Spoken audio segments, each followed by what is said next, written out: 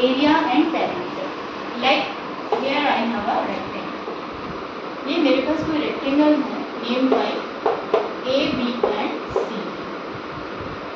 Perimeter क्या होता है बेटा कि जैसे मैंने यहाँ से स्टार्ट किया, मैं A से जाके B तक गई, B से मैं B पे जाती हूँ, B से ये C है, B से हम C पे गए, C से हम D पे गए और D से मैं वापस कहाँ पे आ गई, जहाँ से मैंने अपनी डिस्टेंस या ट्रेवलिंग स्टार्ट की थी.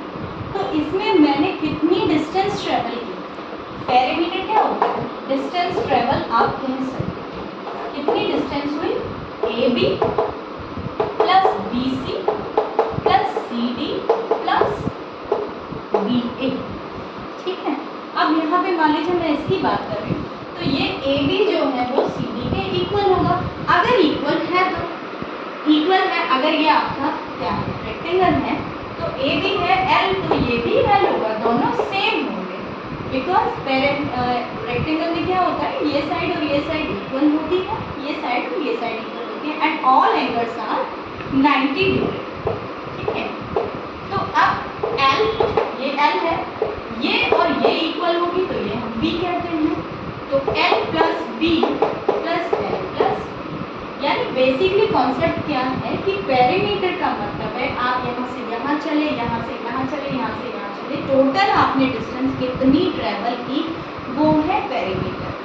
मान लीजिए ये डस्टर है, इस पे आपको फेंसिंग करनी है, टेप लगानी है, तो यहाँ की डिस्टेंस प्लस ये डिस्टेंस स्केल से आप मेजर करोगे प्लस ये इन सब का जो टोटल होगा वो क्या होगा?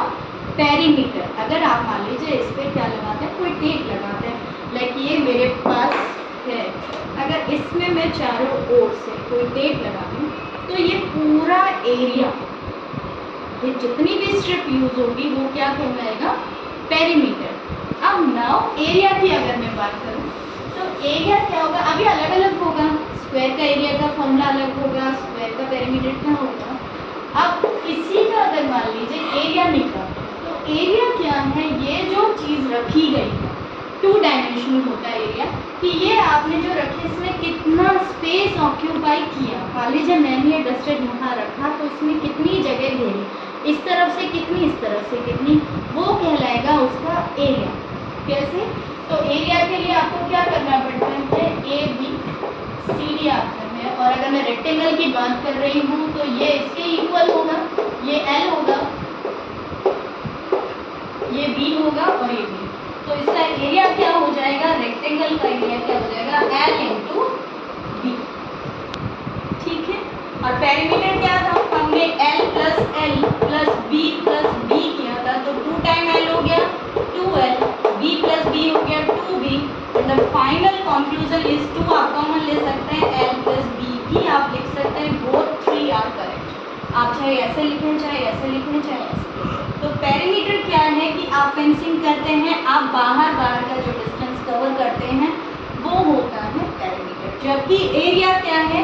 कितना डिस्टेंस उसने ऑक्यूपाई कर लिया, कितनी जगह उसने घेर ली, वो क्या कहलाता है? एरिया. ये था आपका रेक्टेंगल. अब बात करें स्क्वायर की, तो स्क्वायर का क्या होगा? ये आपका स्क्वायर है. अब स्क्वायर में क्या होता है? सारी साइड्स इक्वल होती है. ये भी मान लीजिए L है, ये भी L है, ये भी L है, ये भी है, चारों साइड्स इक्वल है. तो स्क्वायर का पेरीमीटर क्या होगा? वही ये L plus L plus L plus L, चारों साइड इक्वल ही हैं. तो क्या हो गया? 1 2 3 क्या हो गया? 4L. और इसका एरिया क्या है? Side into side. तो यहाँ पे साइड ही आपके दोनों सेम ही है, तो क्या हो जाएगा? L into. अंडरस्टूड? पेरीमीटर और स्क्वायर एरिया में, पेरीमीटर और एरिया में डिफरेंस समझ में आया आपको? अंडरस्टूड?